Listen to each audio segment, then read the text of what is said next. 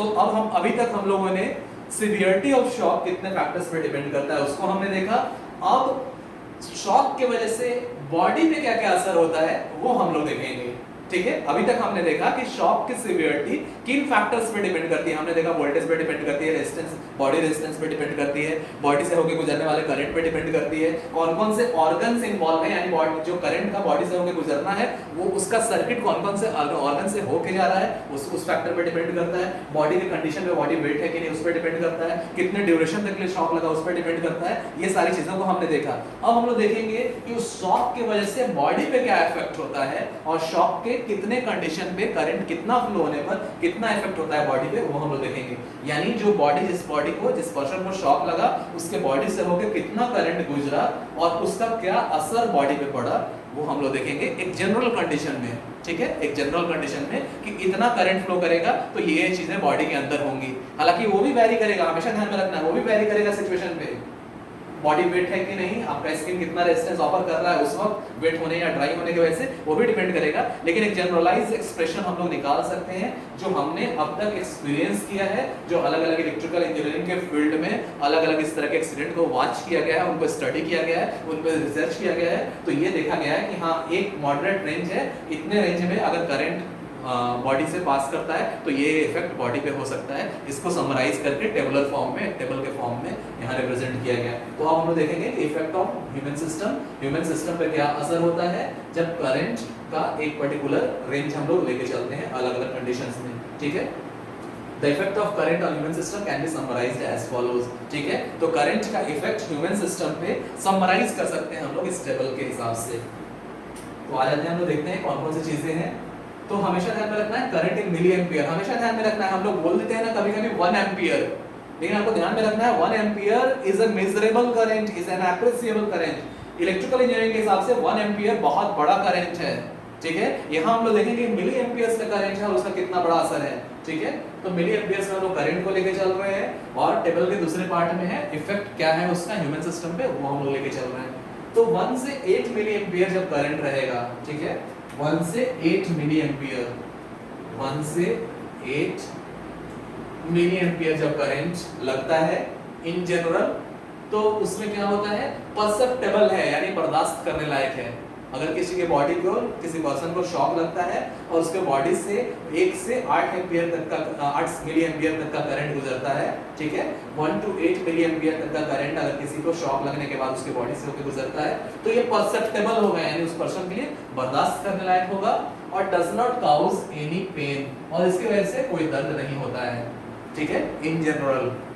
आगे हम लोग देखते हैं, अगर 8 से बढ़ रहा है, 8 मिली एम्पियर से करंट बढ़ रहा है 8 से 15 मिली एम्पियर तक, तब क्या होगा, तो पेनफुल शॉक होगा, यानी उस शॉक से डेफिनेटली दर्द होगा। ठीक है, लेकिन without loss of muscular control, muscles का कंट्रोल लूज नहीं होगा। ठीक है, हमेशा ध्यान में रखना है। आपने देखा होगा, आपने वीडियोस में, आपने सोशल मीडिया पे देखा होगा, बहुत सारा इलेक्ट्रिकल शॉक की घटनाओं को आपने देखा होगा। ठीक है, उसमें आपने देखा होगा कि किसी किसी कंडीशन में लोग चिपके रह जाते हैं, वहां से हिल नहीं पाते। आपके मन में एक सवाल उठता होगा कि उसको जब झटका लगा तो हट क्यों नहीं गया। आपके मन में सवाल उठा होगा, कभी ना कभी लाइफ में आपको भी कहीं ना कहीं छोटा झटका जरूर लगा होगा। आपने फील किया होगा कि आपके हाथ में लगा, आप जल्दी से हाथ खींच लेते हो, बच जाते हो। आपके मन में एक सवाल उठता होगा कि जो एक्सीडेंट आप देख रहे हो सोशल मीडिया पे, जो वीडियोस पे लोग चिपके रह जाते हैं, तो आपके मन में सवाल उठता होगा कि जैसे ही करंट लगने लगा वो हट क्यों नहीं गया, वो झटका से अलग क्यों नहीं हो गया। उठता है सवाल किसी के मन में ऐसा? एनीवन? उठता है ना? एक्चुअली में हर कोई चाहता है और हर कोई का एक रिफ्लेक्स एक्शन होता है बॉडी में। ठीक है, बॉडी का सबकॉन्शियस, आपके माइंड का जो सबकॉन्शियस रीजन है, वो सबकॉन्शियसली आपको करंट लगेगा तो आपको सोच के अपने हाथ को हटाना नहीं पड़ेगा, बॉडी रिफ्लेक्स अपने आप काम करेगा, आपका सबकॉन्शियस माइंड उस चीज को कंट्रोल में ले लेगा और मसल्स वहां से हटने की कोशिश करेगा। लेकिन कभी कभी शॉक इतना सीवियर होता है, शॉक की इंटेंसिटी ज्यादा होती है करंट के इंक्रीज होने से, कि कभी कभी मसल्स का कंट्रोल ही लूज हो जाता है, आपका नॉर्मल रिफ्लेक्स काम ही नहीं करेगा। हम लोग देखेंगे आगे। तो ये ध्यान देना है कि इस रेंज में ऐसा नहीं होता है, मसल्स का कंट्रोल नहीं लूज हो रहा है। कौन सा रेंज? 8 से 15 मिली एम्पियर का अगर करंट लगता है, शॉक पेनफुल तो जरूर होगा, लेकिन मसल्स का कंट्रोल नहीं लूज होगा। आदमी अपना हाथ खींच लेगा अगर शॉक लगता है, या जो भी बॉडी पार्ट है वहां से हट जाएगा झटका से, यानी मसल्स अभी भी उसके कंट्रोल में है, ब्रेन के कंट्रोल में है। ठीक है, आगे चल के हम लोग देखेंगे कि मसल्स का कंट्रोल भी लूज हो जाता है अगर करंट का रेंज ज्यादा है जो बॉडी से होके गुजर रहा है एक्सीडेंट के वक्त। ठीक है, समझ में आ रहा है इतना? अब आ जाते हैं तीसरे रेंज में, 15 से 20 मिली एम्पियर्स। 15 से 20 मिली एम्पियर्स के रेंज में वो आते हैं। अगर किसी एक्सीडेंट में किसी पर्सन को शॉक लगता है और इतना करंट 15 से 20 मिली एम्पियर के रेंज का करंट उसके बॉडी से होकर गुजरता है, तो पेनफुल शॉक भी होगा, साथ साथ मस्कुलर कंट्रोल लूज हो जाएगा। ठीक है, एडजेसेंट मसल्स का। यहीं पे वो चीजें होती हैं जो हम लोग देखते हैं वीडियोस में ना, लोग सटे रह गए, आपको लगता होगा कि क्यों नहीं वो अपना हाथ खींच लिया, लेकिन होता क्या है, उसका बॉडी, उसका नॉर्मल ब्रेन का एक्शन, उसका सबकॉन्शियस माइंड कमांड देता है खींचने के लिए। ये जो नॉर्मल रिफ्लेक्स हुआ ना कि हम गए, हमको झटका लगा, तुरंत खींच लिए, ये हम सोच के नहीं किए कि हाँ करंट लग रहा है मुझे हाथ खींचना चाहिए, यानी कॉन्शियस माइंड का कंट्रोल नहीं है, सब कॉन्शियस माइंड का कमांड गया और मसल्स में एक्शन हुआ और वो अचानक से खींच लिया गया। ये अचानक से वो आपके सबकॉन्शियस माइंड ने एक्ट किया। होता क्या है कि इस रेंज में भी सबकॉन्शियस माइंड कमांड दे रहा है आपके ऑर्गन को, लेकिन करंट के ज्यादा होने से, करंट के मैग्नीट्यूड के ज्यादा होने से, जो बॉडी के ऑर्गन से होकर गुजर रहा है, उस मैग्नीट्यूड के ज्यादा होने से मस्कुलर कंट्रोल लूज हो जाता है। आपके सबकॉन्शियस माइंड का कमांड जा रहा है खींचने के लिए, लेकिन आपका मसल्स आउट ऑफ कंट्रोल हो चुका है, वो चिपका रह जाता है। क्यों आउट ऑफ कंट्रोल हो चुका है? क्योंकि मैंने आपको पहले भी बताया है कि आपका ब्रेन आपके बॉडी ऑर्गन्स को काम करने के लिए जो कमांड देता है वो भी स्मॉल पोटेंशियल इलेक्ट्रिकल सिग्नल्स हैं।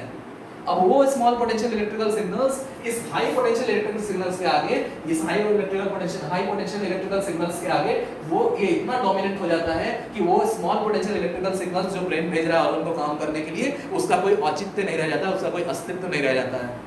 ठीक है, जैसे सपोज दैट हम दिया जलाए हुए हैं अंधेरा में और उस दिया से कुछ परछाई को देख रहे हैं, अचानक से आके एक बड़ा सा फ्लड लाइट लगा दिया गया, तो क्या उस दिया की वजह से कोई परछाई हम लोग क्रिएट कर पाएंगे? नहीं कर पाएंगे ना। उसी तरह हमारा जो ब्रेन बॉडी ऑर्गन्स को कमांड देता है काम करने के लिए, ब्रेन के न्यूरॉन्स जो काम करते हैं वो भी स्मॉल पोटेंशियल इलेक्ट्रिकल सिग्नल्स ही रहते हैं, जिनके वजह से हम लोग ईसीजी कर पाते हैं बॉडी में, इलेक्ट्रोकार्डियोग्राम, या ईईजी कर पाते हैं, इलेक्ट्रोएन्सेफेलोग्राम्स, या आपका हार्ट जो है, हार्ट के काम करने में अगर कुछ मुश्किल होती है तो हम लोग पेसमेकर लगाते हैं, उसमें एक बैटरी लगी रहती है, वो भी स्मॉल पल्सेस देता है आपके हार्ट को एक रिदम में वर्क करने के लिए। तो आपका ब्रेन, आपका सबकॉन्शियस माइंड कमांड तो दे रहा है कि जल्दी से हटा ले हाथ, लेकिन ये अब करंट का रेंज इतना ज्यादा हो चुका है कि ये हाईयर करंट का रेंज अब इतना शॉक क्रिएट कर रहा है कि मसल्स का कंट्रोल खो चुका है। अब आपका मसल्स एक्शन में ही नहीं आ रहा है और लोग सटे रह जाते हैं, चिपके रह जाते हैं। यानी अगर आपका करंट एक्सीडेंट के वक्त अगर किसी पर्सन को शॉक लग रहा है और बॉडी से होकर 15 से 20 मिली एम्पियर तक का करंट अगर गुजर रहा है, तो वहां पे पेनफुल शॉक भी होगा और मस्कुलर कंट्रोल भी लूज हो जाएगा, यानी वो व्यक्ति अपने आप को छुड़ा नहीं पाएगा, खुद से वहां से हट नहीं पाएगा। एडजेसेंट मसल्स का मस्कुलर कंट्रोल भी लूज हो चुका है। Got that? समझ में आ रहा है? ठीक है, अब उसके आगे आ जाते हैं हम लोग। और भी बड़ा अगर करंट लगता है किसी इलेक्ट्रिकल एक्सीडेंट में, इलेक्ट्रिकल शॉक में, जो कि 20 से 50 मिली एम्पियर के रेंज में है, अब डेफिनेटली और भी सीवियर कंडीशन होगा, सीवियर मस्कुलर कॉन्ट्रैक्शन हो जाएगा, यानी मसल्स जो है ना वो कॉन्ट्रैक्ट करने लगेगा। ठीक है, एक्सपेंड और कॉन्ट्रैक्ट होता है ना, सारे मसल्स कॉन्ट्रैक्ट होंगे और सीवियर मस्कुलर कॉन्ट्रैक्ट होने लगेगा और ब्रीदिंग डिफिकल्ट हो जाएगा। क्यों? क्योंकि लंग्स का मसल्स भी कॉन्ट्रैक्ट होने लगा, तो जाहिर है सांस लेना मुश्किल हो जाएगा, डिफिकल्ट हो जाएगा। ठीक है, क्योंकि लंग्स का क्या होता है, मसल्स का एक्सपेंशन और कॉन्ट्रैक्शन की वजह से ही हम ऑक्सीजन को इनहेल कर पाते हैं, CO2 को रिलीज कर पाते हैं।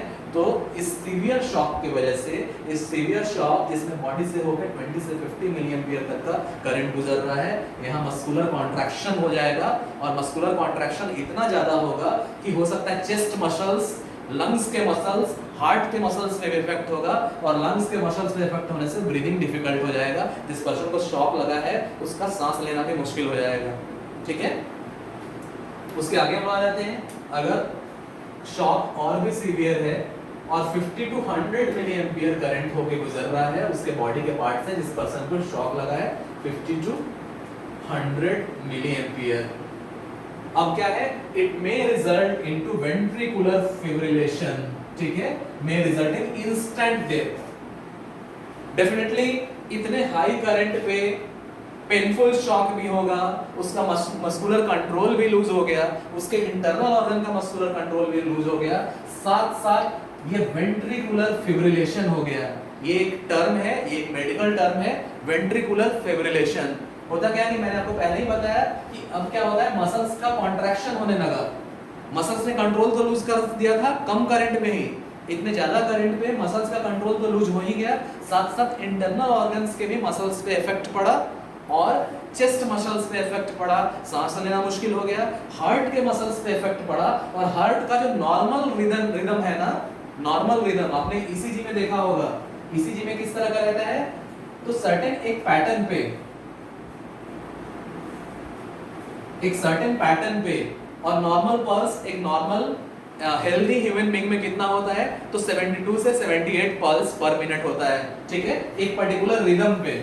लेकिन शॉक लगने के बाद, मैंने आपको पहले ही बताया है कि हमारा ब्रेन ऑर्गन्स को काम करने के लिए स्मॉल पोटेंशियल इलेक्ट्रिकल सिग्नल्स देता है, जो न्यूरोलॉजिकल नेटवर्क से होके हमारा जो न्यूरोलॉजिकल नेटवर्क है, हमारा जो नर्वस सिस्टम है, उससे होके सारे ऑर्गन्स कंट्रोल होते हैं। तो ध्यान में रखना है कि नॉर्मल रिदम है ये हार्ट का, जो आपको इलेक्ट्रोकार्डियोग्राम और इलेक्ट्रोकार्डियोग्राफ पे दिखता है, ईसीजी पे दिखता है, ठीक है।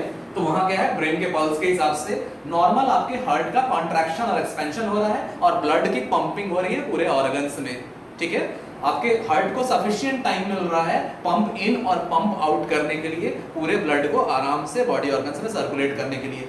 लेकिन जब होता है, जब इस रेंज का करंट लगा एक्सीडेंट के समय, किसी को शॉक अगर लगा और इस रेंज का करंट उसके बॉडी से होके गुजरा 50 से 100 मिली एम्पियर का, तो वहां वेंट्रिकुलर फिब्रिलेशन हो जाता है। वेंट्रिकुलर फिब्रिलेशन हार्ट का वो स्टेट है जहां ये नॉर्मल रिदम खत्म हो जाता है और इसके बदले इस तरह का रिदम हो जाता है, इस तरह का अनकंट्रोल्ड रिदम, यानी कॉन्ट्रैक्शन और एक्सपेंशन बहुत तेजी से होने लगा। नतीजा हुआ, ना ब्लड को पूरी तरह से पंप इन किया जा सकता है, ना ब्लड को पूरी तरह से पंप आउट किया जा सकता है, यानी ऑर्गन्स में फ्रेश ब्लड का पहुंचना ही खत्म हो गया। ब्लड का पंपिंग अगर डिस्टर्ब हो गया तो वहीं ब्लड का जमना शुरू हो जाता है।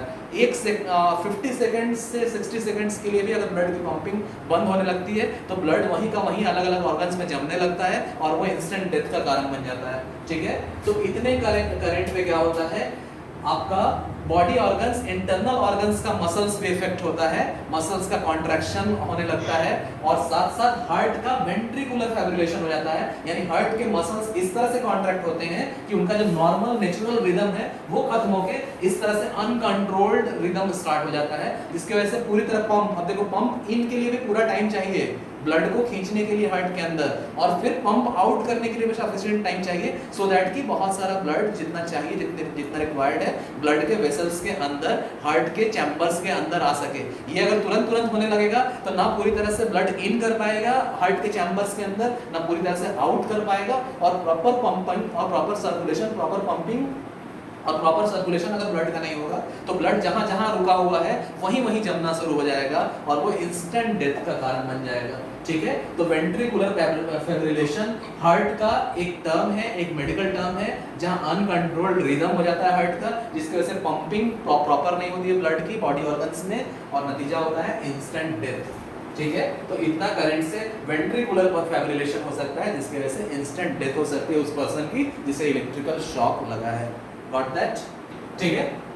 अब 200 एंड अबव, यानी 200 मिली एम्पियर्स या उससे ज्यादा करंट लग रहा है। अभी भी देखो, मैंने कहा था ना कि इलेक्ट्रिकल इंजीनियरिंग के हिसाब से 1 एम्पियर भी बहुत बड़ी वैल्यू है। ये देखो 200 milli ampere, that means 200 into 10 to the power -3 amperes. निकाल लो कितना है ये कैंसिल होके ये कैंसिल होके एक बचेगा, कितना होगा, आएगा इतना, लिख सकते हैं 200 milli ampere is equal to 0.2 ampere. हाँ, ये -3 है ना, 10 to the power -3 है, यानी 200 डिवाइडेड बाय 1000, 0.2 एम्पियर लिख सकते हैं इसको, ठीक है। तो देखो अभी भी है ये सिर्फ 0.2 एम्पियर, अभी भी 1 एम्पियर तक हम लोग नहीं पहुंचे हैं, लेकिन देखो ये कितना डेंजरस है। इसलिए 1 एम्पियर बोल देना बहुत आसान है, लेकिन 1 एम्पियर बहुत एप्रिशिएबल वैल्यू होती है इलेक्ट्रिकल इंजीनियरिंग में, ठीक है।